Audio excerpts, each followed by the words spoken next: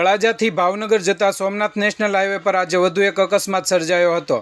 ત્યારે આજે બનાવ પ્રાપ્ત મળતી માહિતી મુજબ ભંડારીયા નજીક એસટી બસ અને કાર વચ્ચે ટક્કર થઈ હતી। સદનસીબે આ અકસ્માતની ઘટનામાં કોઈ જાનહાનિ થવા પામી નહોતી। અકસ્માત બાદ હાઈવે ટ્રાફિક શાખા ઘટના સ્થળે પહોંચી જરૂરી કાર્યવાહી હાથ ધરી હતી।